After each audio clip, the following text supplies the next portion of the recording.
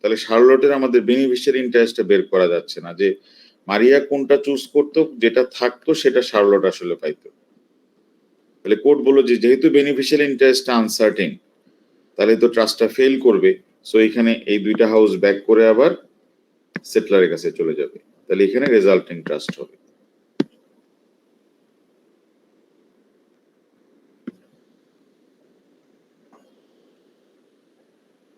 হ্যাঁ, তাহলে since she made নান, মানে সে কোনো চয়েস করে নাই Maria, the ascertainment of such other houses became impossible, so the gift failed. তাহলে ট্রাস্টটা এখানে ফেল করে গেল। ক্লিয়ার জিনিসটা? তাহলে এখন আমরা মনে হয় আমরা একটা কোয়েশ্চেন সলভ করতে পারি, তারপরে আমরা আবার ব্যাক করব আমাদের স্লাইডে। তাহলে আমরা যদি দেখি যে in January this year Rupert Rixby, the famous property developer, died. The following are provisions of his will. তাহলে রুপার্ট রিক্সবির উইলের মধ্যে আমরা যে জিনিসটা দেখতেছি, রুপার্ট রিক্সবি তার উইলের মধ্যে কয়েকটা প্রভিশন সে রেখেছে, ঠিক আছে? আর উইলের মধ্যে যে ট্রাস্ট ক্রিয়েট হয় সেই ট্রাস্টের নাম জানি কি বলা হয়?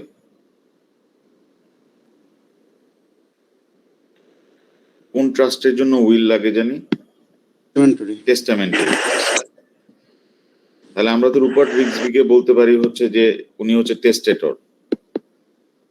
আমরা জানি যে একটা উইল ভ্যালিড হওয়ার জন্য এখানে তিনটা রিকোয়ারমেন্ট লাগে। রুপার্ট রিক্সবির সাইন লাগবে, উইলটা ইন রাইটিং হতে হবে, এবং উইলের অ্যাটলিস্ট দুইজন উইটনেস থাকতে হবে।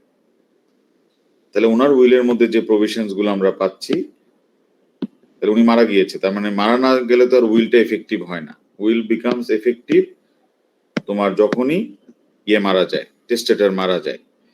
আর ইন্টার ভাইভোস ট্রাস্টে তো মারা যাওয়ার কোনো শর্ত নাই এখানে, কিন্তু টেস্টামেন্টারি ট্রাস্টের তখনই এফেক্টিভ হবে যখন আমাদের টেস্টেটর মারা যাবে। তার আগ পর্যন্ত উইলটা হচ্ছে রিভোকেবল। টেস্টামেন্টারি ট্রাস্ট হচ্ছে রিভোকেবল ইন নেচার। রুপার্ট রিক্সবি বলতেছে ওনার এক্সিকিউটরদেরকে, কারণ উইলের মধ্যে তো এক্সিকিউটর থাকে, মানে এক্সিকিউটর মানে ট্রাস্টি, যে to my close personal friend Ruth Jones I leave. তার মানে এই একটা ট্রাস্টের জন্য এক্সিকিউটর হচ্ছে রুথ জোনস। উইলে উনি রুথ জোনসকে প্রপার্টি দিয়ে গেছে। To my close friend Ruth Jones I leave 20,000 pounds. তাহলে রুথ জোনস হচ্ছে executor. In full confidence that she will do what is right to provide for my son. So it has always been my wish that Miss Jones look after him. তারপর second হচ্ছে to Allen and Philip I leave my two paintings, Cat on a Hot Tin Roof and Still Life Goodnight Vienna. ঠিক আছে? তাহলে Allen এবং ফিলিপকে উনি দুইটা painting দিচ্ছে,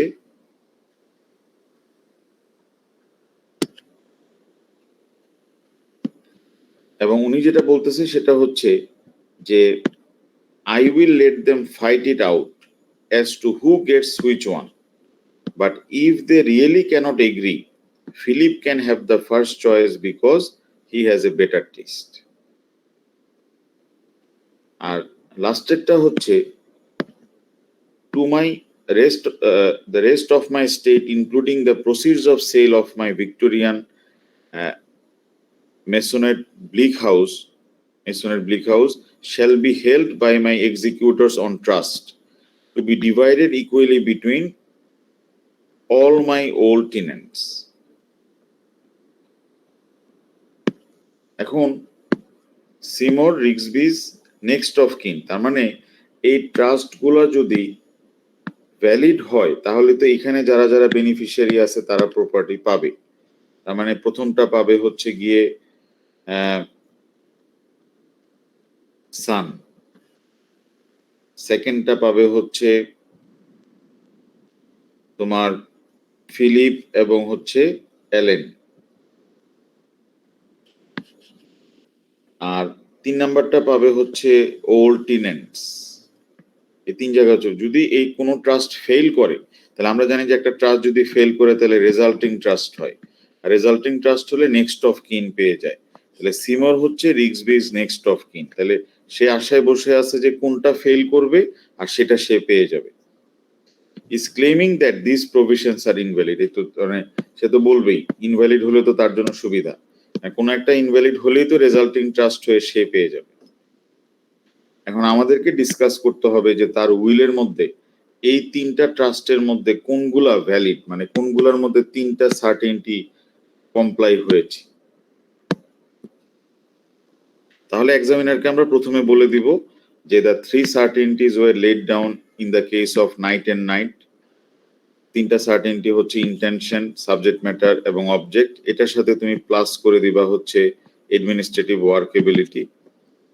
তারপর ইন্টেনশন বলতে কি বোঝায় তুমি এক লাইনে লিখে দিবা যে ইন্টেনশন মিন্স হচ্ছে where the settlor must intend to create a trust.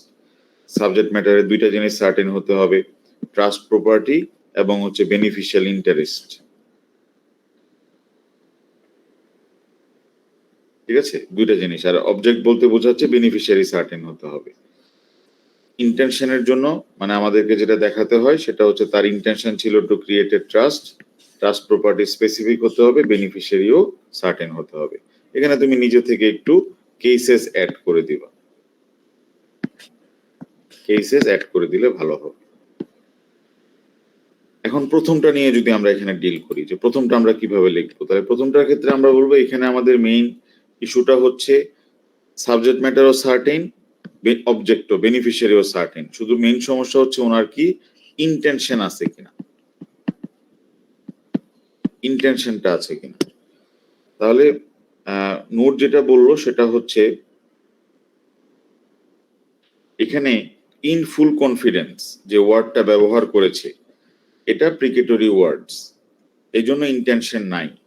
আর যদি ইন্টেনশন না থাকে তাহলে এটা রুথ জোনসের জন্য গিফট হয়ে যাবে, কারণ যেহেতু এটা ট্রান্সফার মোডের ট্রাস্ট। আর যদি ইন্টেনশন থাকে তাহলে এটা সান পাবে, এটা একটা ট্রাস্ট হবে। এখানে আমাদেরকে অ্যাডামস কেসটা মেনশন করতে হবে, অ্যাডামস এন্ড কেনসিংটন ওয়েস্ট্রি, আর হচ্ছে গিয়ে কমিস্কি ভার্সেস হ্যানবেরি যে কেসটা আছে, এই 2টা কেস আমাদেরকে মেনশন করতে হবে। আমরা বলবো যে উইশ, হোপ, ডিজায়ার এই ওয়ার্ডগুলো যদি ইউজ করে থাকে তাহলে এগুলো তো ইন্টেনশনের জন্য সাফিসিয়েন্ট হয় না, সুতরাং এটা গিফট হয়ে যেতে পারে ফর রুথ জোনস। রুথ জোনসকে এই 20,000 পাউন্ড সানকে দেওয়া লাগবে না। হাউএভার আমরা অ্যাপ্লাই করব হচ্ছে contrasting case. Contrasting case apply করে আমরা বলবো যে কমিস্কি কেসে বলেছে, কমিস্কি এন্ড হ্যানবেরি কেসে যদি কোর্ট পুরো কনটেক্সট দেখে ইন্টেনশন বের করার চেষ্টা করবে, তাহলে পুরো কনটেক্সট যদি আমরা দেখি তাহলে আমরা দেখতেছি যে উনি 2বার ওনার সানের কথা বলছে যে আমার সানকে প্রপার্টি দিবে, as it has always been my wish that Miss Jones look after him। আবার সানের কথা বলেছে 2বার, তার মানে উনি সানকে কিন্তু প্রপার্টিটা দিতে যাচ্ছিল, বোঝা যাচ্ছে এখানে যে, এবং she will do what is right to provide for my son। এবং এটা ছিল আমার মানে তোমার এটা অলওয়েজ বিন মাই উইশ যে সে প্রোভাইড করবে। তাহলে আমরা যদি দেখি হচ্ছে এই পুরো কনটেক্সট, তাহলে আমরা তো এটা কাউন্টার আর্গুমেন্ট করতে পারি। তাহলে আমরা 2 ভাবে এটা এখানে লিখতে পারবো যে তোমার রিক্সবি leaves 20,000 pounds to his close friend Ruth Jones in full confidence। তারপর আমরা বলবো যে এখানে আমরা যদি অ্যাপ্লাই করি হচ্ছে অ্যাডামস কেসটা এন্ড কেনসিংটন ওয়েস্ট্রি, এখানে যেহেতু ফুল কনফিডেন্স ছিল প্রিকেটরি ওয়ার্ড, এটাতে কোর্ট বলেছিল যে এখানে গিফট হয়ে যাবে। এটা আমাদের কোশ্চেন আমরা অ্যাপ্লাই করে দিব, অ্যাপ্লাই করে বলবো যে আমাদের কোশ্চেনেও এটা রুথ জোনসের জন্য গিফট হয়ে যাবে। তারপর আমরা মেনশন করব যে প্রিকেটরি ওয়ার্ডস থাকলেই তো সবসময় ট্রাস্ট ফেল করবে না, এখানে তো এক্সেপশন আছে। কোর্ট তো দেখে হচ্ছে হোল কনটেক্সট, তাহলে হোল কনটেক্সট যদি আমরা অ্যাপ্লাই করি তাহলে তো আমাদের কনক্লুশনটা ডিফারেন্ট হতে পারে। তুমি আর্গুমেন্ট করবে আর কি এখানে, যে বোথ সাইডের আর্গুমেন্টটা তোমাকে এখানে প্রেজেন্ট করতে হবে। তারপরে তুমি তোমার একটা কনক্লুশন দিবা যে আমাদের সিচুয়েশনটা কি রিঅ্যাডামসের মতো রিগেটরি ওয়ার্ড সিচুয়েশন না, আমাদের সিচুয়েশনটা হচ্ছে তোমার কমিস্কির মতো। তারপরে তুমি বলবা বি, নাম্বার বি তে আমাদের ইস্যু হচ্ছে সাবজেক্ট ম্যাটার নিয়ে, যে কে কোন ছবিটা পাবে, অ্যালেন কোনটা পাবে, ফিলিপ কোনটা পাবে। এখন আমাদের যে সেটলার রুপার্ট রিক্সবি, উনি ওনার অল প্রপার্টি থেকে ট্রাস্ট প্রপার্টি আলাদা করছে, বোঝা যাচ্ছে, কারণ উনি দুইটা ছবি আলাদা করছে। তাহলে সাবজেক্ট ম্যাটার সেপারেট করা হয়ে গেছে, এটা নিয়ে কোনো সমস্যা নাই। কিন্তু এখানে আমাদের মেইন সমস্যাটা হয়ে গেছে যে দুইজন বেনিফিশিয়ারি B1 B2, এটা এই মেরি এবং শার্লটের মতো সিচুয়েশন। কিন্তু আমাদের রুপার্ট রিক্সবি বলে নাই যে কে কোনটা পাবে। মানে কে পাবে হচ্ছে cat on a hot tin roof, এই পেইন্টিংটা, যে একটা হট টিনের উপর একটা ক্যাট দাঁড়ায় আছে, আর কে পাবে হচ্ছে still life good night Vienna, এটা। এখানে বেনিফিশিয়াল ইন্টারেস্টটা আনসার্টেন, যেটা আমরা একটু আগেই এই সিচুয়েশন আমরা দেখেছিলাম, যে বলছিল যে একটা হাউস মারিয়া চুজ করবে, তারপরে পাবে হচ্ছে শার্লট। তো আমরা যদি এই কেসটা অ্যাপ্লাই করি, তাহলে আমরা বলবো যে এখানে তো এটা আনসার্টেন হয়ে যাচ্ছে, তো ট্রাস্টটা তো ফেল করবে। Trust will fail because of uncertainty of তোমার beneficial interest in the subject matter. তারপরে আবার আমরা এটাকে কাউন্টার করার চেষ্টা করবো, অলওয়েজ কাউন্টার আর্গুমেন্ট প্লেস করবা। তুমি বলবা যে ওই কেসে তো মারা গিয়েছিল মারিয়া, মারিয়া মারা যাওয়ার কারণে সে চুজ করতে পারে নাই, এই জন্য শার্লট হাউসটা পায়নি।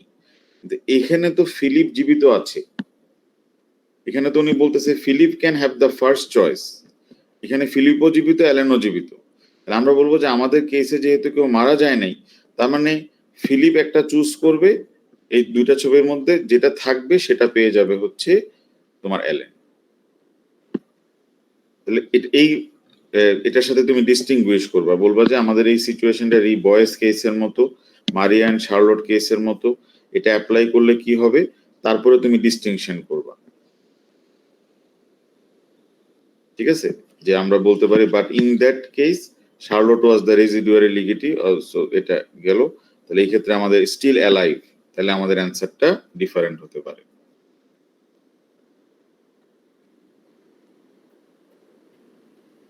ক্লিয়ার জিনিসটা? তাহলে এইভাবে আমরা অ্যান্সারটা আমরা সাজাতে পারবো এখানে। আর 3 নাম্বার যেটা আমরা দেখবো, সেটা হচ্ছে যে উনি বলতেছে হচ্ছে যে residue of my estate, residue of my estate কি সার্টেন কিনা property, rest of my estate বা রেজিডুয়ারি, এটা তো সার্টেন। এবং উনি বলতেছে residuary estate, sale of the Victorian house যা থাকবে, তার মানে সাবজেক্ট ম্যাটার সার্টেন, ইন্টেনশনও আছে, শ্যাল বি বলছে, তার মানে ইন্টেনশন আছে, ইন্টেনশন নিয়ে কোনো সমস্যা নাই, সাবজেক্ট ম্যাটার নিয়েও কোনো সমস্যা নাই। কিন্তু এখানে উনি বলতেছে হচ্ছে যে to be divided equally between old tenants, এখানে হচ্ছে অবজেক্ট মানে বেনিফিশিয়ারি নিয়ে প্রশ্ন, এখানে কি বেনিফিশিয়ারি কি সার্টেন কিনা।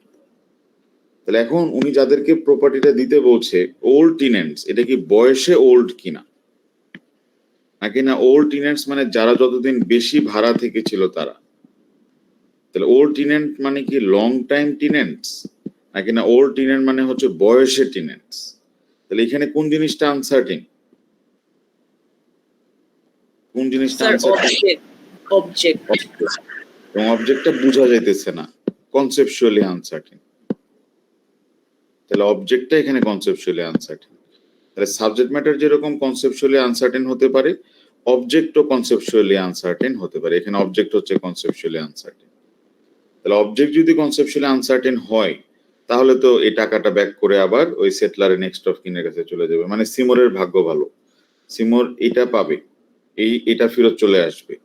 আর সিমোরের কাছে এটা ফেরত আসবে না, এটা ফিলিপ এবং অ্যালেন পেয়ে যাবে। ছবিগুলা জন্য তার কান্নাকাটি করে লাভ হবে না, ছবিগুলো অ্যালেন ফিলিপ পাবে, বিকজ এটা মারিয়া শার্লট কেস থেকে আমি আলাদা করতে পারছি। আর রুথ জোনসের কে অবশ্যই সানকে দিয়ে দিতে হবে 20,000 পাউন্ড, সিমোরের কাছে আসার কোনো সম্ভাবনা নাই। যদি ইন্টেনশন না থাকে রুথ জোনস পাবে, আর ইন্টেনশন থাকলে সান পাবে। ইন এনি কেস সিমোর পাবে না, কিন্তু এইটা সিমোরের ভাগ্যে চলে আসবে, কারণ এটা তো সাবজেক্ট ম্যাটার তো আনসার্টেন। ওল্ড টেনেন্টস তো এটা মানে অবজেক্ট তো এখানে আনসার্টেন, এখানে তো বের করা যাচ্ছে না। সো আমরা লাস্টেরটার জন্য ডিসকাস করব যে এখানে এটাতে মেইন ইস্যু হচ্ছে certainty of object related. Clear জিনিসটা? স্যার তাহলে অ্যান্সারটা কি ডিফিকাল্ট বেশি কিছু? স্যার হ্যাঁ, স্যার লাস্টেরটা বুঝতেছি না স্যার, এটা ট্রান্সফার মোড না স্যার, তাহলে স্যার ট্রাস্টের জন্য গিফট হয়ে যাবে না? ও আচ্ছা আচ্ছা, এটা তো এটা এখন খেয়াল করো যে এটা কি ওই ইন্টেনশনের জন্য ফেল করতেছে না অবজেক্টের জন্য? স্যার অবজেক্টের জন্য, বেনিফিশিয়ারি। হ্যাঁ, বেনিফিশিয়ারির জন্য যদি ফেল করে তাহলে অলওয়েজ যেটা হবে সেটা হচ্ছে তোমার রেজাল্টিং ট্রাস্ট হবে। বেনিফিশিয়ারি যদি আনসার্টেন হয় তাহলে ফলাফল সবসময় একটাই, সেটা হচ্ছে তোমার এই রেজাল্টিং ট্রাস্ট। যদি বেনিফিশিয়ারি আনসার্টেন হয় তাহলে হয়ে যাবে হচ্ছে রেজাল্টিং ট্রাস্ট। আর যদি ইন্টেনশন না থাকতো এবং যদি এটা হতো হচ্ছে গিয়ে তোমার ট্রান্সফার মোডের ট্রাস্ট, তাহলে এটা হয়ে যেত হচ্ছে গিফট। তাহলে এখানে তো ফেল করলো কোনটা? অবজেক্ট। তাহলে অবজেক্ট ফেল করলে এটা হবে হচ্ছে রেজাল্টিং ট্রাস্ট। তাহলে আমি একটু লিখে দেই, তাহলে তোমাদের জন্য সুবিধা হবে যে ইফ দেয়ার আর আনসার্টেনটিজ, ঠিক আছে? তাহলে তোমার সবগুলো একসাথে আমি লিখে দিচ্ছি, তাহলে তোমাদের বারবার আর কনফিউশনটা হবে না। তাহলে যদি ইন্টেনশন নিয়ে আনসার্টেনটি হয়, স্যাম্পল অ্যান্সারটা কি গ্রুপে গেছে?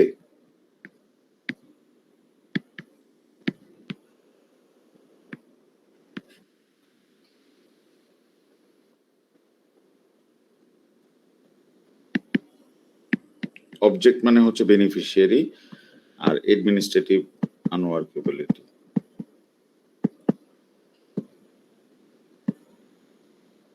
এটা তোমাদের পরেই তোমরা নিজেরাই করতে পারতা, বাট আমি এটা আগে দিয়ে দিই, কারণ নাহলে তো তোমার বারবার একটা কনফিউশন আসবে।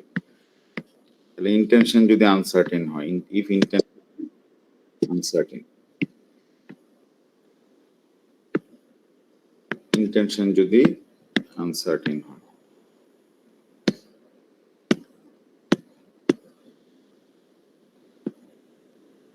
তাহলে ইন্টেনশন যদি আনসার্টেন হয় তাহলে যদি হয় হচ্ছে ট্রান্সফার মোড আর হচ্ছে সেলফ ডিক্লারেটরি মোড। তাহলে ইন্টেনশন যদি আনসার্টেন হয় ট্রান্সফার মোডে তাহলে হচ্ছে গিফট, আর যদি সেলফ ডিক্লারেটরি মোডে হয় তাহলে হচ্ছে রেজাল্টিং ট্রাস্ট। আরে সরি, সেলফ ডিক্লারেটরি মোডে ট্রাস্ট সেটলারের কাছেই থেকে যাবে, প্রপার্টি রিমেইন উইথ সেটলার। কারণ এটা তো ফেল করেছে, এটার জন্য জোনস অ্যান্ড লক হচ্ছে কেস, সংক্ষেপে আমি লিখি জোনস। আর একটা গিফটের জন্য অ্যাডামস। আর শুধুমাত্র এক্সেপশনাল যেটা, সেটা হচ্ছে যদি শ্যাম ট্রাস্ট হয়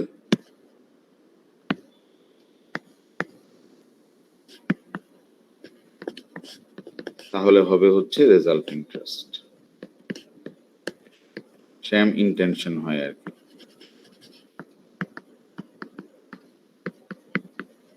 তাহলে হবে হচ্ছে রেজাল্টিং ট্রাস্ট।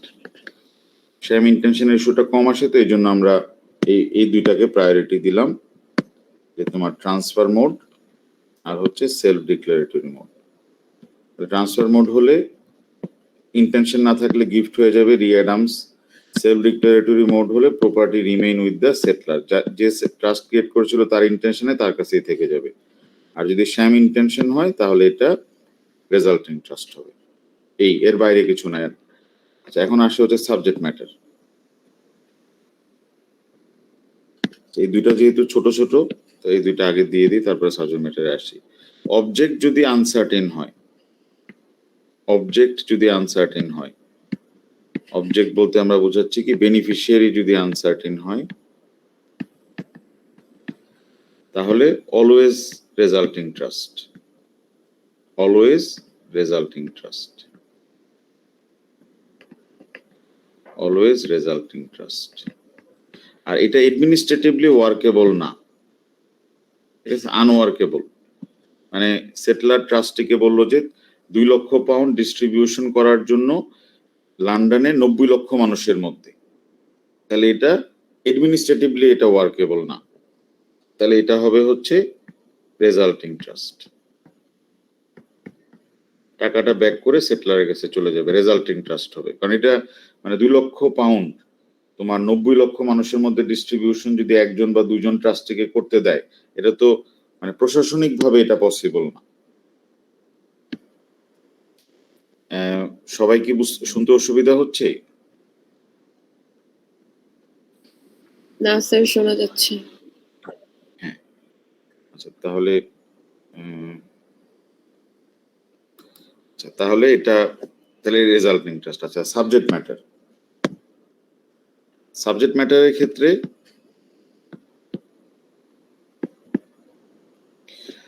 ম্যাটারের ক্ষেত্রে যদি আমরা দেখি এখানের মধ্যে যে লেফট ওভার যদি এরকম থাকে, লেফট ওভার সিচুয়েশন, তাহলে এটা ট্রাস্টের জন্য গিফট হয়ে যাবে। লেফট ওভার ট্রাস্ট, যে তাকে ইউজ করতে দিল এটার ক্ষেত্রে। আর বেনিফিশিয়াল ইন্টারেস্ট আনসার্টিন, হ্যাঁ তোমার বেনিফিশিয়াল ইন্টারেস্ট আনসার্টিন,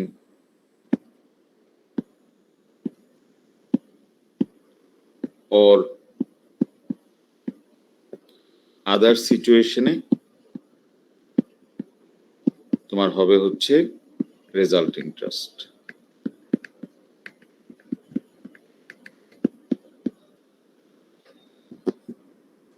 ঠিক আছে,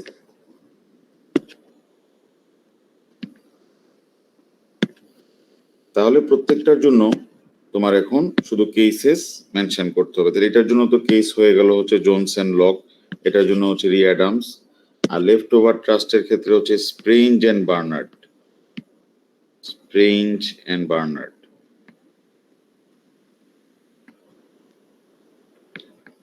আর এটার জন্য তো আমাদের কেসের নাম হচ্ছে রি বয়েস। আর এখানে আমাদের যে সিচুয়েশনটা আনসার্টেনটি, যদি অবজেক্ট যদি আনসার্টেন হয়, এটার জন্য তো অনেক কেসেস আছে, আমাদের ম্যাকফেইল এন্ড ডাউলটন, ম্যাকফেইল কেস লাগবে। আর অ্যাডমিনিস্ট্রেটিভ ওয়ার্কেবিলিটির জন্য আমরা কেসেস গুলা দেখে নিব আর কি। তাহলে এইটা আমরা গ্রুপে আমি দিয়ে দেই বোর্ডটা, তাহলে তোমাদের জন্য হয়তো সুবিধা হবে। এখন কি বুঝতে পারছো জিনিসটা, যে আনসার্টেনটির ক্ষেত্রে কিভাবে আমরা ডিটারমাইন করি? Yes sir.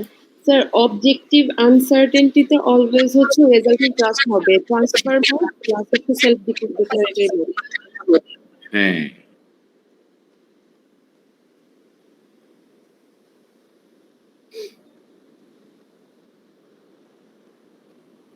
অবজেক্টের আনসার্টেনটিটা সাধারণত তোমার ওই ট্রান্সফার মোডেই হয়, এই জন্য রেজাল্টিং ট্রাস্ট হয়। অ্যাডমিনিস্ট্রেটিভ ওয়ার্কেবিলিটি তো তুমি কাউকে দায়িত্বটা দিয়েছিলা ডিস্ট্রিবিউশন করার জন্য, ঠিক আছে, এই জন্য কাউকে দায়িত্ব দিলেই তো সেটা করতে পারতেছে না, এই জন্য প্র্যাকটিক্যালি এই দুইটার মধ্যে যখন আনসার্টেনটি অ্যারাইজ করে, হ্যাঁ যখন আনসার্টেনটি অ্যারাইজ করে তখন এখানে হয়ে যায় হচ্ছে রেজাল্টিং ট্রাস্ট, কারণ কাউকে না কাউকে তো অবজেক্ট হিসেবে দায়িত্বটা দেয়া হয় টু ডিস্ট্রিবিউট।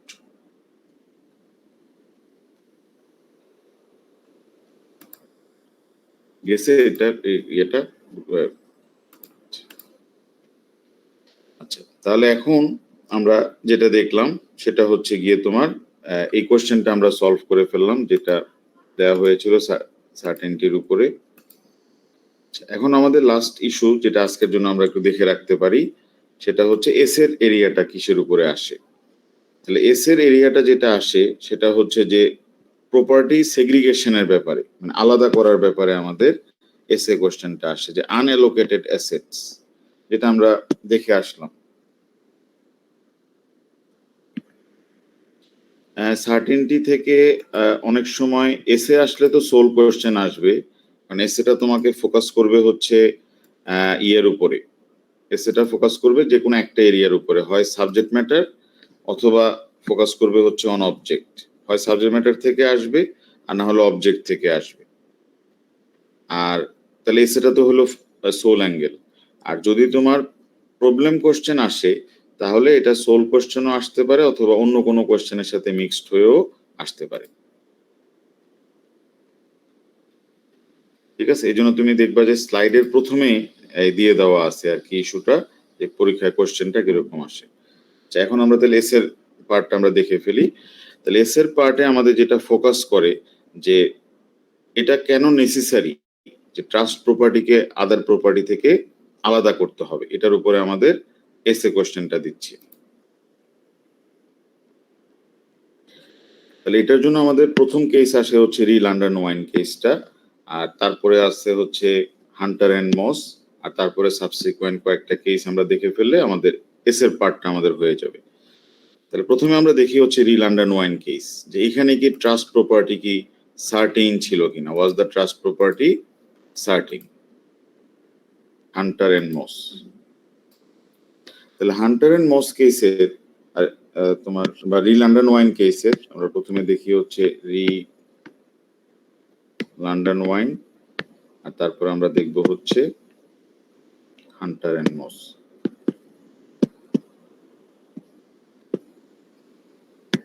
তাহলে আমরা যদি দেখি যে রি লন্ডন ওয়াইন কেসের ফ্যাক্ট, লন্ডন ওয়াইন কোম্পানি অনেক কাস্টমারের কাছ থেকে অর্ডার রিসিভ করত, x Y Z A B C, এরকম ধরো যে তোমার তাদের 200 কাস্টমার্স, সবার কাছ থেকে তারা অর্ডার রিসিভ করতেছে। কেউ অর্ডার করতেছে হচ্ছে 1960 5টা ওয়াইন, তারপর 1962 এর 5টা ওয়াইন, 1970 এর 5টা ওয়াইন, আবার কেউ অর্ডার করতেছে 1972 এর 10টা ওয়াইন, 75 এর 5টা ওয়াইন, এরকম বিভিন্ন ইয়ারের বিভিন্ন অ্যামাউন্টের তোমার ওয়াইন তারা অর্ডার করে হচ্ছে টু রি লন্ডন ওয়াইন। রি লন্ডন ওয়াইন অর্ডারগুলো রিসিভ করে এবং তারা তোমার পেমেন্ট রেখে দেয়, আর তারা একটা ধরো ডেট দিয়ে দিল যখন এসে তারা তাদের ওয়াইনগুলো কালেক্ট করে নিয়ে যাবে। তারা পেমেন্টও করে দেয়, কিছু ডিপোজিটও করে দেয়। এখন ধরো যে তারা অর্ডার করলো হচ্ছে 17th of October R delivery হবে হচ্ছে 25th of October। তাহলে তারা যেটা করে, তাদের যে সেলার থাকে, তাদের যে স্টোরেজ থাকে, এই স্টোরেজের মধ্যে বিভিন্ন ওয়াইন তাদের থাকে, বিভিন্ন ইয়ারের বিভিন্ন ওয়াইন তাদের থাকে, বা তারা কালেক্ট করে বিভিন্ন সাপ্লায়ারের কাছ থেকে। কিন্তু এই বটলস গুলা কাস্টমারদের জন্য 200 কাস্টমারদের যখনই যে আসবে তার জন্য আলাদা করা হবে হচ্ছে যখন সে ডেলিভারি নিতে আসবে তখন। তাহলে সেপারেটেড অনলি হোয়েন বা only at the time of delivery, only at the time of delivery, at the time of delivery. যখন ডেলিভারি নিতে আসে তখন সে সেপারেট করে। তার আগ পর্যন্ত সবার অর্ডারস গুলা যার যেটা থাকবে সেটা ওই তোমার অর্ডার নিয়ে তারপরে তোমার তাদের স্টোরেজে সবগুলা থেকে যায় এখানে। ঠিক আছে, এখন যখন তাদের এরকম অনেকগুলা কাস্টমারের অনেকগুলো অর্ডার পেন্ডিং, এখনো ডেলিভারি হয় নাই, ওই সময় দি London wine company wind up হয়ে গেল, মানে এটা বন্ধ হয়ে গেছে। লন্ডন ওয়াইন কোম্পানি এটা ওয়াইন্ড আপ হয়ে গেছে। এখন তাদের আবার কিছু ক্রেডিটার্স আছে যারা দি লন্ডন ওয়াইন কোম্পানির কাছ থেকে টাকা পাবে। তাহলে এখন ক্রেডিটার্সরা চাচ্ছে যে লন্ডন ওয়াইন কোম্পানির স্টোরেজে যত ওয়াইন আছে এগুলা বিক্রি করে তাদের টাকা নেওয়ার জন্য। আর কাস্টমার্সরা বলতেছে হচ্ছে যে ওনারা কেন এটা নিবে, এটা তো ওনার আমরা, আমাদের 200 কাস্টমার্স, যতগুলাই ওয়াইনের বোতল আছে স্টোরেজে এগুলো আমাদের, এগুলো আমাদের। ক্রেডিটাররা বলতেছে না এটা তো আমাদের, আর আমরা লোন দিয়েছিলাম লন্ডন ওয়াইন কোম্পানিকে, এখন তারা দেউলিয়া হয়ে গেছে বা ওয়াইন্ড আপ হয়ে গেছে, তাদের ওয়াইনের বোতলগুলো তো আমাদের হবে, আমরা এগুলো বিক্রি করে টাকা নিব। তাহলে এখন এখানে যেটা ইস্যু হচ্ছে যে যদি কাস্টমাররা ক্লেম করে যে এখানে তাদের এই ওয়াইনের বটলগুলোতে তাদের রাইট আছে, তাদের একটাই উপায় আছে প্রুফ করা, সেটা হচ্ছে বাই ওয়ে অফ ট্রাস্ট।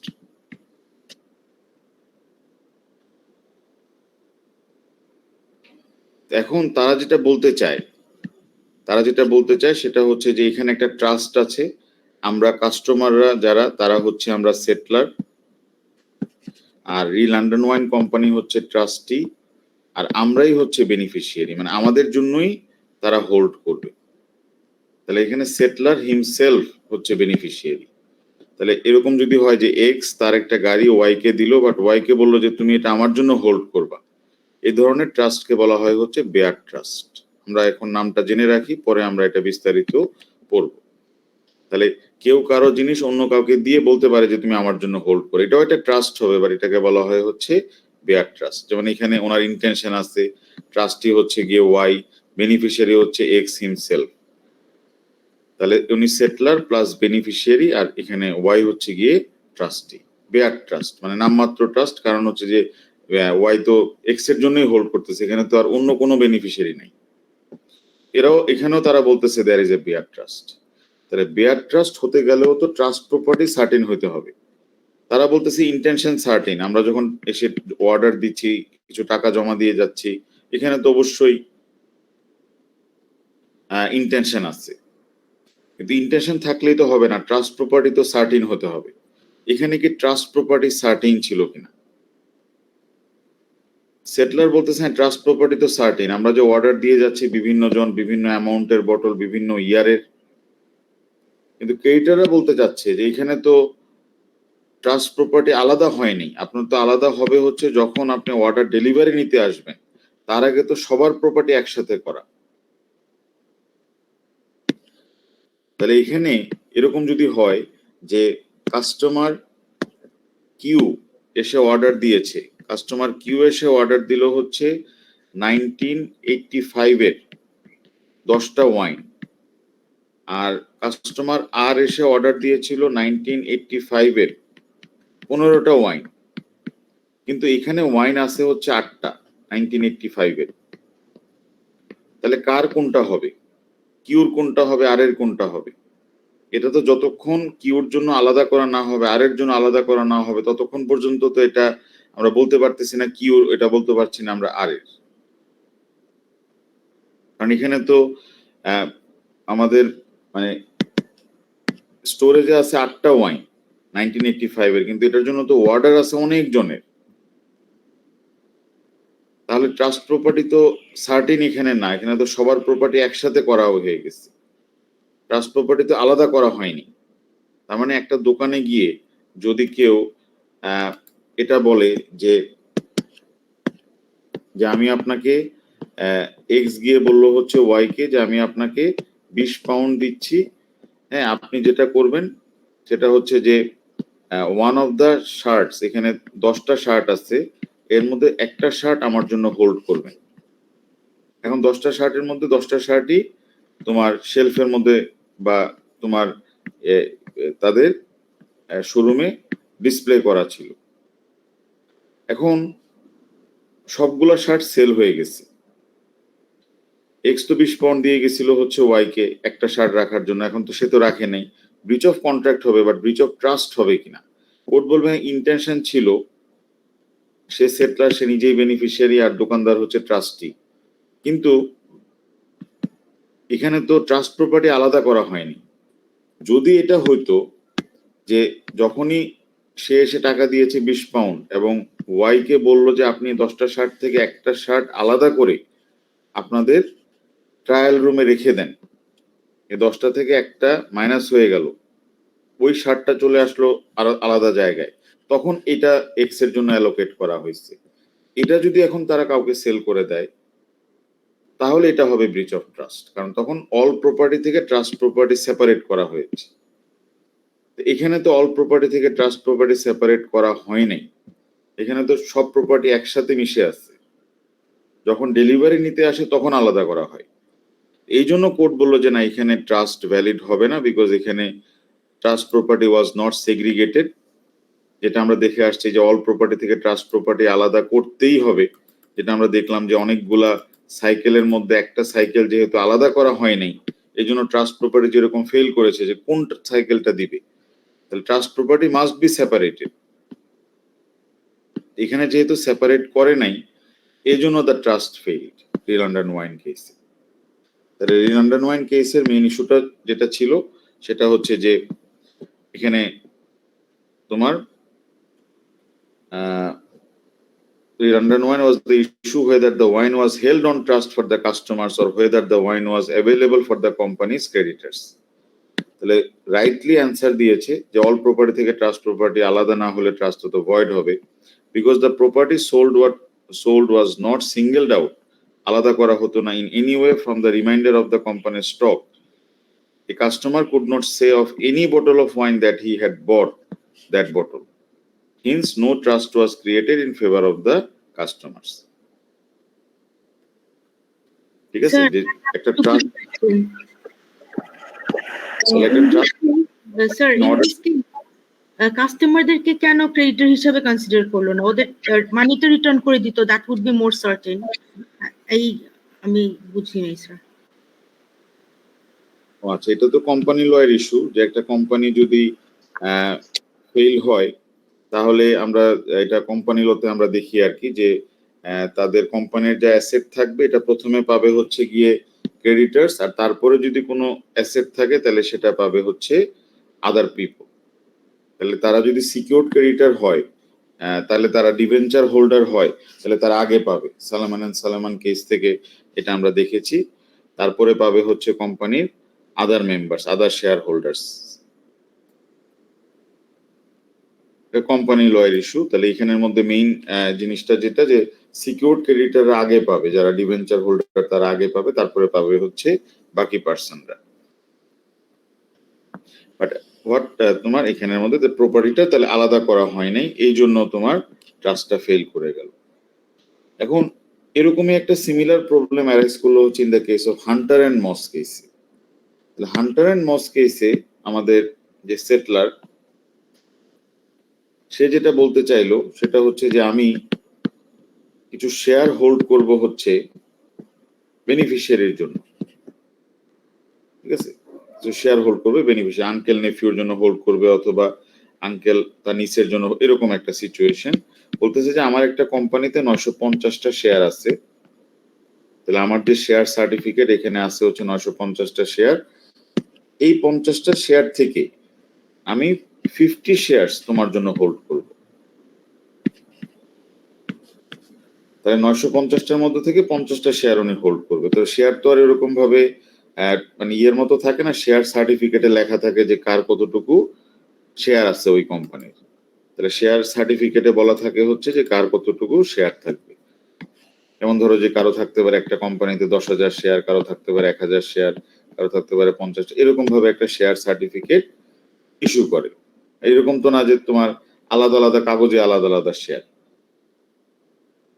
এবং প্রত্যেকটা শেয়ারের ভ্যালুটা তাকে বলা হচ্ছে এখানে।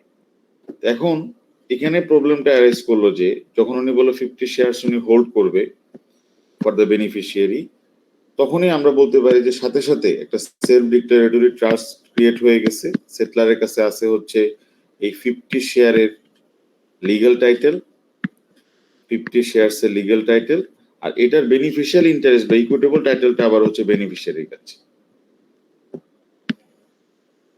আর বাকি তো 900টা শেয়ার ওনার নিজেরই। এখন বেনিফিশিয়ারির সাথে যখন ওনার সম্পর্ক খারাপ হয়ে গেছে, এখন বলতেছে না তোমাকে আমি আর শেয়ার গুলা দিব না। বেনিফিশিয়ারি বলতেছে দ্য মোমেন্ট আপনি ট্রাস্টটা ক্রিয়েট করে ফেলেছেন, ট্রাস্ট হচ্ছে ইরিভোকেবল ইন নেচার। ইন্টারভাইভাস ট্রাস্ট এটা রিভোকেবল না। যদি টেস্টামেন্টারি হইতো আপনি রিভোক করতে পারতেন। যেহেতু আপনি সেটলার এবং আপনি নিজেই ট্রাস্টে self declaratory trust, legal title equitable title আলাদা হয়ে গেছে, রিভোক করা যাবে না, 50টা শেয়ার দিতেই হবে। তখন সেটলার আর্গিউ করলো যে আমি তো 950টা শেয়ার থেকে 50টা শেয়ার আলাদা করি নাই। আর এই লন্ডন ওয়ান কেসে বলছে যতক্ষণ না পর্যন্ত প্রপার্টি সেগ্রিগেট করা হবে, অল প্রপার্টি থেকে ট্রাস্ট প্রপার্টি আলাদা করা হবে, ট্রাস্ট ইজ ভয়েড। কারণ অল সাইকেল থেকে ট্রাস্ট সাইকেল গুলো আলাদা করা হয়নি, ভয়েড। এই জন্য ট্রাস্টটা তো সাকসেসফুল হবে না এখানে।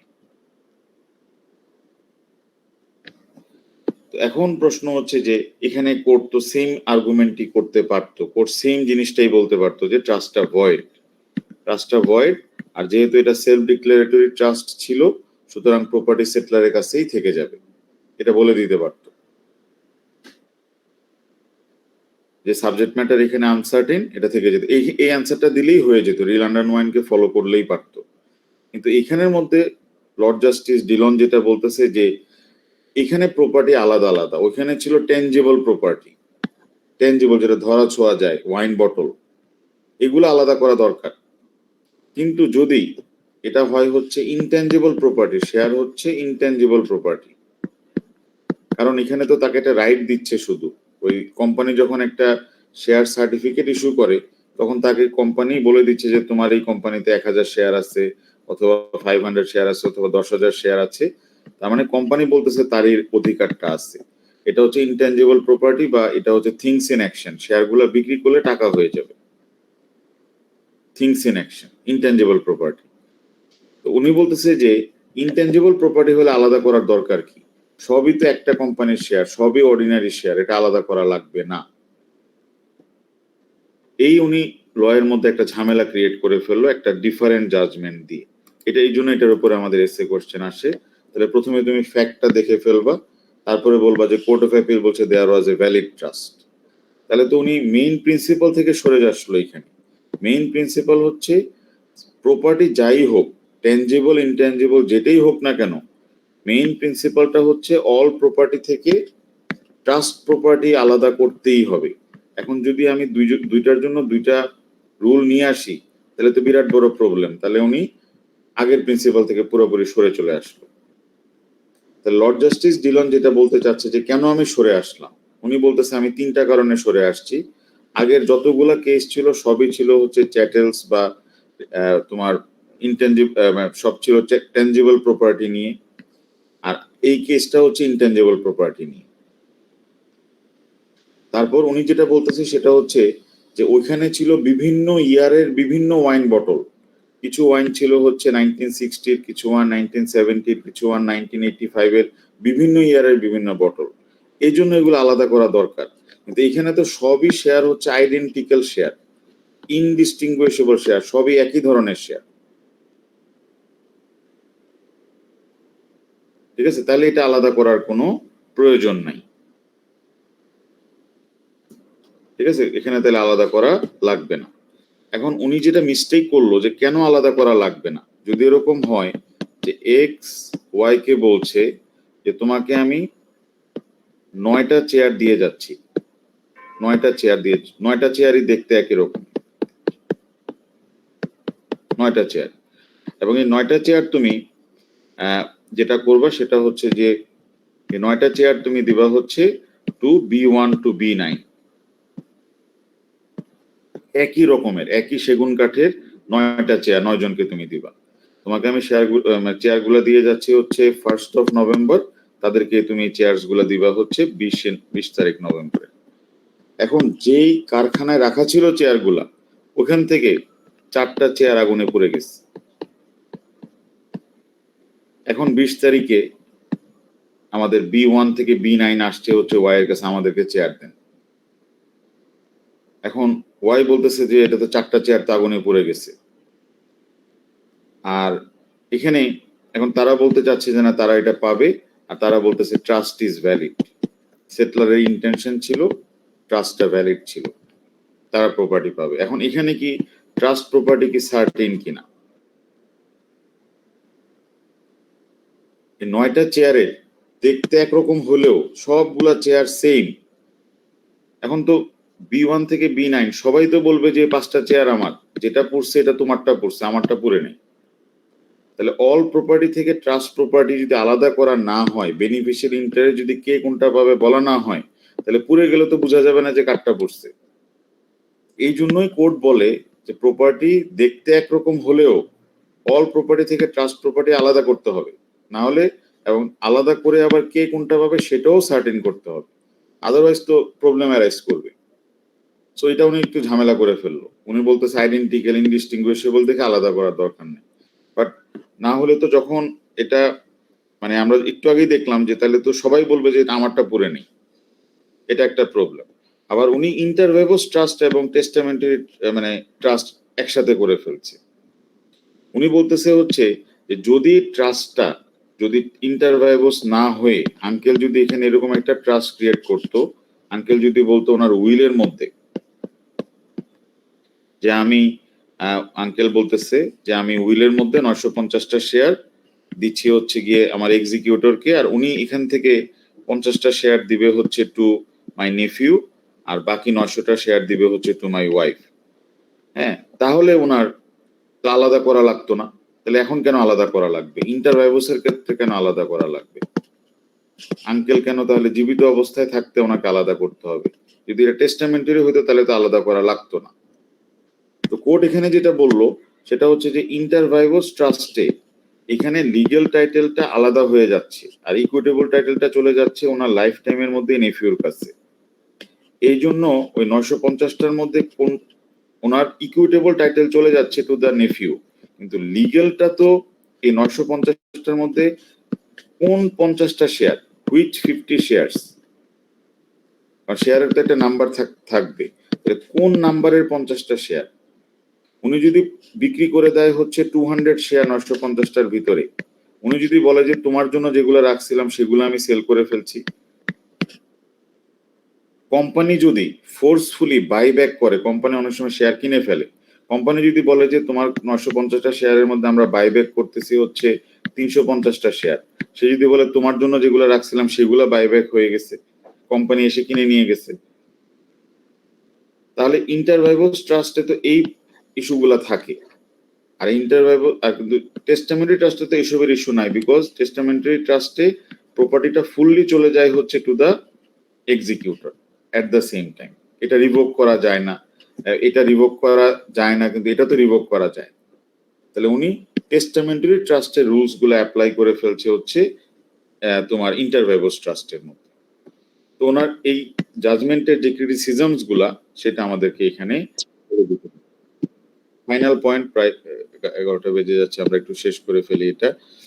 তো এইটার অনেকগুলা ক্রিটিসিজমস করছে হচ্ছে গিয়ে ডেভিড হেইটন। আমি যে ক্রিটিসিজমস গুলা বললাম এটা ডেভিড হেইটনের ক্রিটিসিজম।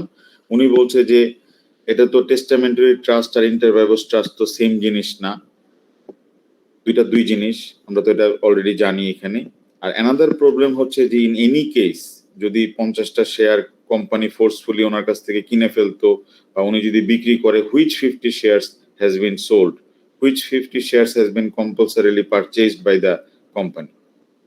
উনি যদি বলতো যে আমার 950টা শেয়ারের মধ্যে শেয়ার নাম্বার এত থেকে এত পর্যন্ত আমি হোল্ড করব ফর দ্য বেনিফিশিয়ারি, তাহলে কিন্তু এটা সার্টিন হয়ে যেত। তাহলে উনি যদি ওই শেয়ার সার্টিফিকেট অনুযায়ী কোন শেয়ার গুলো হোল্ড করবে বলে দিত, এটা করে নাই। তো এই জন্য তো আমরা এটাকে জোর করে বলতে পারি না যে the trust will be valid. তাহলে ওনার যে জাজমেন্ট, ওনার জাজমেন্টটাকে জিল মার্টিন সাপোর্ট করেছে। জিল মার্টিন ওনার বলছে এই জাজমেন্টটা ফেয়ার, এটা সেন্সিবল এবং এটা ওয়ার্কেবল। উনি বলতেছে there is no need of segregation. উনি বললো যে আইডেন্টিক্যাল প্রপার্টি হলে সেগ্রিগেশন করা লাগবে না। উনি আবার বলতেছে যে ইনটেনজিবল প্রপার্টি হলেও সেগ্রিগেশন করা লাগবে না, টেনজিবল হলেও সেগ্রিগেশন করা লাগবে না। এক্স যদি ওয়াই কে 100টা ভেড়া দিয়ে বলে যে বেনিফিশিয়ারিকে দেওয়ার জন্য, 100 জন বেনিফিশিয়ারিকে দেওয়ার জন্য সেগ্রিগেশনের দরকার নেই, কিন্তু যদি ভেড়া মারা যায়, 20টা ভেড়া যদি মারা যায়, বেনিফিশিয়ারিতে 100 জন, তাহলে সবাই তো বলবে যে আমার ভেড়াগুলা জীবিত। Segregation is essential, trust property আলাদা করতেই হবে। তাহলে উনি বলতে চাচ্ছে এখানে যে বিক্রির যে প্রশ্নটা আসতেছে, সেটলার যদি বিক্রি করে ফেলে তাহলে কি হবে।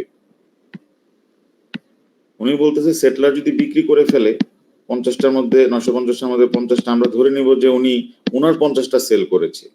উনি যদি 500টাও সেল করে, আমরা ধরে নিব যে উনি ওনারগুলা সেল করতেছে, রয়ে গেছে হচ্ছে 50টা শেয়ার।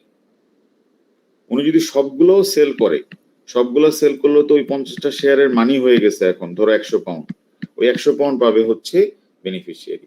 তার মানে সেল করলেও উনি বলতে যাচ্ছে যে ট্রাস্ট তো ফেল করার কথা না, বিকজ ওই প্রপার্টিটা কিসে কনভার্ট হয়েছে, মানিতে কনভার্ট হয়েছে না, ওইটা দিয়ে উনি একটা মোবাইল কিনেছে, আমরা শুধু ওইটা আইডেন্টিফাই করব, but trust will not fail. আমরা ট্রেস করব যেটা কোথায় গিয়ে কোন প্রপার্টিতে গিয়ে কনভার্ট হয়েছে। তাহলে আমরা দেখলাম যে হান্টার ভার্সেস মস এই কেসের ক্রিটিসিজমস করেছে হচ্ছে গিয়ে ডেভিড হেইটন, বাট সাপোর্ট করেছে হচ্ছে গিয়ে জিল মার্টিন। লাস্ট দুইটা পয়েন্ট দেখলে আজকে আমাদের শেষ হয়ে যাবে। রি হার্বার্ট সিকিউরিটিজ কেসে এখানে আমাদের যে জাজ, উনি হচ্ছে একজন অস্ট্রেলিয়ান জাজ। এখানে যে সেটলারের যে ট্রাস্ট ক্রিয়েট করেছিল যে শেয়ারস গুলা নিয়ে, এখানে কিছু শেয়ার ছিল হচ্ছে অস্ট্রেলিয়ার শেয়ার, আর কিছু শেয়ার ছিল হচ্ছে ইউকে শেয়ার। উনি বলছে ইউকে শেয়ারের ক্ষেত্রে আমরা হান্টার ভার্সেস মস অ্যাপ্লাই করব, যদিও আলাদা করে নাই, আমরা বলে দিব যে ট্রাস্ট ইজ ভ্যালিড, বাট অস্ট্রেলিয়ার শেয়ারের ক্ষেত্রে আমরা এই প্রিন্সিপাল অ্যাপ্লাই করব না।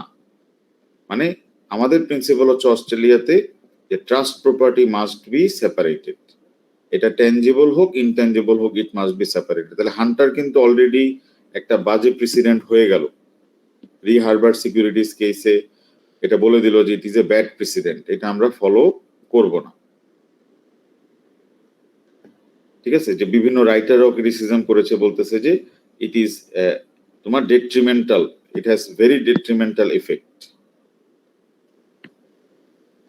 এখন হোয়াইট এন্ড শর্টল কেসে যেটা বললো যে হান্টার ভার্সেস মস কেসে যেটা বলতে পারতো জাজ, অন্যভাবে জিনিসটাকে সলভ করতে পারতো, যেটা অস্ট্রেলিয়াতে সলিউশনটা বের করে দিয়েছে পারসুয়েসিভ প্রেসিডেন্ট।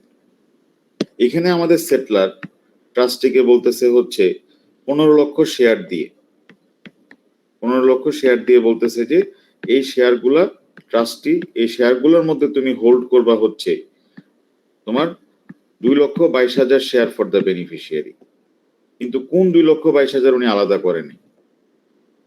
হোয়াইট এন্ড শর্টল কেসে আমাদের জাজ বলল এখানে আমরা ধরে নিব হচ্ছে ট্রাস্ট প্রপার্টি পুরাটাই, ট্রাস্ট প্রপার্টি হচ্ছে এই 15 লাখ সি পুরাটাই ট্রাস্ট প্রপার্টি। ওইটার মতো না যে 950টার মধ্যে 50টা ট্রাস্ট প্রপার্টি, এখানে পুরাটাই হচ্ছে ট্রাস্ট প্রপার্টি। এটার মধ্যে আমাদের বেনিফিশিয়ারি পাবে হচ্ছে তোমার 2,22,000, আর বাকিটা পাবে হচ্ছে তোমার রেস্ট অফ দ্য বেনিফিশিয়ারিজ। তাহলে B1 পাবে হচ্ছে 2,22,000, আর বাকিগুলা পাবে হচ্ছে গিয়ে আদার বেনিফিশিয়ারিজ। তার মানে এখানে যেরকম ভাবে বলতেছে হচ্ছে যে হান্টার কেসে যেটা বলছে যে 950টার মধ্যে 50টা আলাদা হয়ে গেছে, তাহলে এখানে থাকতেছে 900, আর এখানে 50টা আলাদা হয়ে গেল। তাহলে এখানে শেয়ার ক্রিয়েট হয়েছে শুধু 50টা শেয়ারের। ট্রাস্ট প্রপার্টি আলাদা করা লাগবে না, কারণ হচ্ছে যে যেহেতু এটা হচ্ছে ইনটেনজিবল প্রপার্টি, আমরা ধরে নিব এনি 50 শেয়ারস। আর হোয়াইট এন্ড শর্টল কেসে বলতেছে এখানে ট্রাস্ট প্রপার্টি পুরাটাই, এই 15 লক্ষ শেয়ারই ট্রাস্ট প্রপার্টি, আর এটার অংশ পাবে হচ্ছে গিয়ে, এটা আমরা ক্যালকুলেট করব এইভাবে যে এটার কত পার্সেন্টেজ। তার মানে 900, মানে যদি ওরকম হইতো, উনি যখন বলছে যে 50টা শেয়ার, তার মানে আমরা খেয়াল যদি এটা বলতো যে 950টা শেয়ার মানে হচ্ছে 50টা 950-এর কত হয় পার্সেন্টেজে, এই পার্সেন্টেজের কথা বলছে হচ্ছে হোয়াইট এন্ড শর্টল। তাহলে আমরা দেখবো 2,22,000 শেয়ার 15 লক্ষর কত পার্সেন্ট। তাহলে তো আর আমরা ট্রাস্ট প্রপার্টি তাহলে সার্টেন হয়ে যাচ্ছে এখানের মধ্যে, যে উনি বলতে যাচ্ছে যে 950-এর হয়ে যাবে হচ্ছে 50টা শেয়ার কত পার্সেন্ট হয়। তাহলে হোয়াইট এন্ড শর্টল কেসে জাজেস ফাউন্ড অ্যান অল্টারনেটিভ সলিউশন। যদি সেটলার বলে যে 15 লক্ষ শেয়ারের 2,22,000 শেয়ার, তাহলে আমরা দেখবো 2,22,000 এই 15 লক্ষ শেয়ারের কত পার্সেন্ট, তাহলে ওইটা তুমি হোল্ড করবা। তাহলে উনি চাচ্ছিল অত পার্সেন্ট শেয়ার যেন বেনিফিশিয়ারি পায়। এখন কোম্পানি যদি কম্পালসারি পারচেজ করে কোনো সমস্যা নাই, যদি সে কিছু শেয়ার বিক্রি করে দেয় তাও সমস্যা নাই, শেয়ার ডিস্ট্রয় হয় কোনো সমস্যা নেই, বিকজ ওই ফুল প্রপার্টির মধ্যে আমার চলে আসছে হচ্ছে পার্সেন্টেজ অ্যাজ বেনিফিশিয়ারি। তাহলে এই অ্যাপ্রোচটাই পরবর্তীতে ফলো করা হয়েছে হচ্ছে পিয়ারসন অ্যান্ড লিহ্যাম ব্রাদার্স কেসে, এবং এই সলিউশনটা বের করেছিল প্রফেসর রয় গুডি। তাহলে উনি বলতেছে হচ্ছে যে ওই যে 50টা শেয়ার 950-এর 19 ভাগের 1 ভাগ, ওইটা যদি বলতো লর্ড জাস্টিস ডিলন, তাহলে আমাদের এই যে ঝামেলাগুলা ইন্টার ভাইভোস আর টেস্টামেন্টারি একসাথে করা হয়ে গেছে, শেয়ার সেল করলে কি হবে এটা একটা প্রবলেম, কোম্পানি পারচেজ করলে কি হবে, এটা একটা প্রবলেম। সবগুলো প্রবলেমই অ্যাভয়েড করা যেত, তাহলে এই প্রবলেমগুলো কোনো অসুবিধা হতো না। বাট তারপরেও আমাদের যারা ওই যে ফলো করে হচ্ছে হান্টার ভার্সেস মস কেসটাকে, ওই অ্যাপ্রোচটাকে, তারা তারপরেও বলবে যে ওনার তো ইন্টেনশন ছিল 950-এর মধ্যে 50টা, আপনি তো ইন্টেনশনটাকে ঘুরাইয়ে নিয়ে আসলেন হচ্ছে যে 950-এর মধ্যে 19 ভাগের 1 ভাগ। তাহলে আপনি তো সেটলারের ইন্টেনশন থেকে সরে আসলেন। ওটা বলতে পারে হচ্ছে followers of Hunter versus Moss approach. তাহলে আমাদের এসে কোশ্চেনটা এই এরিয়াটার উপরে ফোকাস করে, the rules relating to certainty of subject matter are illogical. There is no good reason to treat company shares and bulk accounts differently from gold ingots and identical cases of wine. ওই যে wine বলতে কোনটাকে বুঝাইছে? London wine কেসটাকে। আর shares হচ্ছে Hunter and Moss, আর Gold Corp কেসটা হচ্ছে গোল্ড ইগনোটস এর আর কি। If a trust to provide a reasonable income is acceptable, ওই গোলের কেসটাকে মিন করছে, then there is nothing wrong with the trust of bulk of an estate. Bulk of an estate মানে কোন কেস? Palmer and Simmons. তাহলে একদম very specific কেসগুলা দিয়ে কোশ্চেনগুলা examiner করেছে আর কি এখানে। তার মানে তোমার যদি ওই কেসগুলো পড়া থাকে যেগুলো স্লাইডে দেওয়া আছে, প্রত্যেকটাই কিন্তু আমাদের স্লাইডে আছে। পিয়ারসন এন্ড লেহেম ব্রাদার্স একটু আগে আমরা পড়লাম, এখানে রয় গুডিকে সলিউশনটা বের করেছিল। পার্মানেন্ট সিমন্স হচ্ছে তোমার bulk of the state, reasonable income হচ্ছে গোলে, লন্ডন ওয়াইন, হান্টার এন্ড মস। হ্যাঁ, এই কেসেস গুলা নিয়ে উনি এসেটা রেডি করেছে। তো প্রথমে আমরা দিয়ে দিব হচ্ছে ইন্ট্রোডাকশন। আমরা বলবো যে সার্টেনটি অফ সাবজেক্ট ম্যাটারের দুইটা পার্ট। তারপরে হচ্ছে মেইন প্রবলেমটা হচ্ছে যে সেগ্রিগেশন কি করা লাগবে কিনা। জেনারেল প্রিন্সিপাল হচ্ছে সেগ্রিগেশন ইজ এসেনশিয়াল, এটা হচ্ছে আমাদের জেনারেল প্রিন্সিপাল, যে অল প্রপার্টি থেকে trust property must be separated.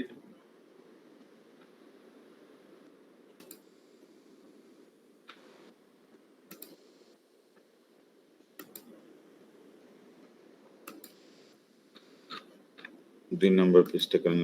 আচ্ছা, তারপরে আমরা ডিসকাস করব হচ্ছে গিয়ে লন্ডন ওয়াইন কেস, আর তারপরে হচ্ছে গিয়ে হান্টার ভার্সেস মস কেস। হ্যাঁ, 2 নম্বর পেজটা আমি এই যে 2 নম্বর পেজ চলে আসছে, লন্ডন ওয়াইন কেস এবং হচ্ছে গিয়ে হান্টার ভার্সেস মস কেস। মাঝখানে তুমি ওই যে গোল্ড ইগনোটস এর জন্য গোল্ড ক্রপ কেসটা একটু মেনশন করে দিবা। হান্টার ভার্সেস মস নিয়ে তোমার আলোচনা হবে হচ্ছে যে এটাতে লর্ড জাস্টিস ডিলন কি জাজমেন্ট দিয়েছিল, তারপর হচ্ছে ডেভিড হেটন কি ক্রিটিসিজম করেছে, তারপর জিল মার্টিন এটাকে আবার সাপোর্ট করেছিল। তারপরে আমরা দেখলাম হচ্ছে হান্টার ভার্সেস মস কেস কয়েকটা কেসে অ্যাপ্লাই করা হলেও মেজরিটি অফ দ্য কেসে এটাকে ক্রিটিসাইজ করা হয়েছিল। এবং তোমার হার্বার্ট সিকিউরিটিজ কেস, এখানে তারা নিয়ে আসলো নিউ অ্যাপ্রোচ। অল্টারনেটিভ অ্যাপ্রোচটা হচ্ছে যে যদি এটা হয় হচ্ছে গিয়ে তোমার এরকম ইনটেনজিবল প্রপার্টি, তাহলে সেই ক্ষেত্রে আমরা প্রপার্টি সেপারেট না, মানে আমরা দেখবো যে উনি ওই প্রপার্টির মধ্য থেকে কতটুকু প্রপার্টি দিতে বলেছিল, আমরা তখন পার্সেন্টেজটা বের করে ফেলবো। তাহলে ট্রাস্ট প্রপার্টি হবে হচ্ছে পার্সেন্টেজ অফ দ্যাট প্রপার্টি। তার মানে 950টা শেয়ারের 50টা হচ্ছে 1/19। তাহলে এই অ্যাপ্রোচের কোনো ক্রিটিসিজম আছে কিনা, এইভাবে তুমি অ্যান্সারটা তুমি প্রিপেয়ার করতে পারো। আর কয়েকটা জায়গায় অপশন দেওয়া আছে যে তুমি চাইলে এটা যদি টাইপ যদি মানে স্পিড স্লো হয় তাহলে তুমি অ্যান্সারটা ছোট করতে পারবা, আর যদি দেখা যাচ্ছে যে তুমি আরো বেশি টাইপ করতে পারো তুমি অ্যান্সারটা আরো বড় করতে পারবা।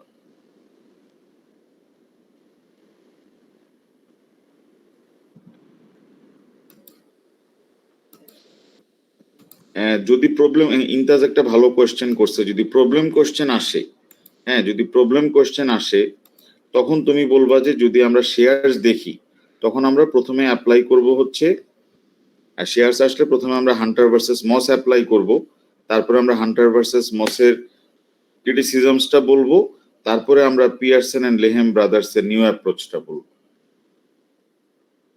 আমরা বলবো যে অ্যাকর্ডিং টু হান্টার ভার্সেস মস তো এটা সেপারেট করা লাগবে না, so trust will be valid যদি সে বলে যে 10,000 শেয়ারস এর মধ্যে 200 শেয়ারস। কিন্তু আমরা তারপরে বলবো যে পিয়ারসন এন্ড লেহেম ব্রাদার যদি আমরা অ্যাপ্লাই করি তাহলে আমরা দেখবো যে 200 শেয়ারস 10,000 এর কত তার মানে ট্রাস্ট প্রপার্টি হবে হচ্ছে ওই পার্সেন্টেজ অফ দ্য শেয়ারস। বুঝতে পারছো ইমতাজ? জি স্যার, মানে স্যার চেইন অফ, মানে চেইনটা পুরো ডিসকাস করতে হবে ফার্স্ট থেকে। হ্যাঁ হ্যাঁ হ্যাঁ হ্যাঁ। Okay sir. তাহলে আমি এসেটা দিয়ে দিচ্ছি, আর হচ্ছে গিয়ে সাবজেক্ট ম্যাটারের এই অংশটা দিয়ে দিচ্ছি, আর তোমাদেরকে তো রেকর্ডিং দিয়ে দিবে। তো রেকর্ডিংটা শুনে তারপরে তোমার এই এসেটা নেক্সট উইকের মধ্যে প্রিপেয়ার করে ফেললে ভালো হবে। দেখো তো এসেটা গিয়েছে কিনা গ্রুপে, এখনই দিচ্ছি।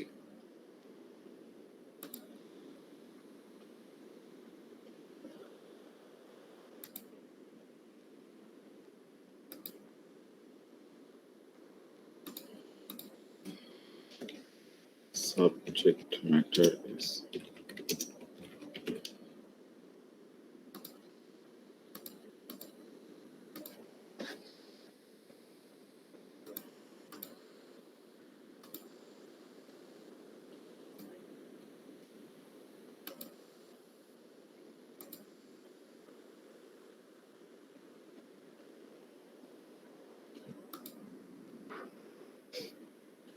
এসেটা গিয়েছে নাকি গ্রুপে?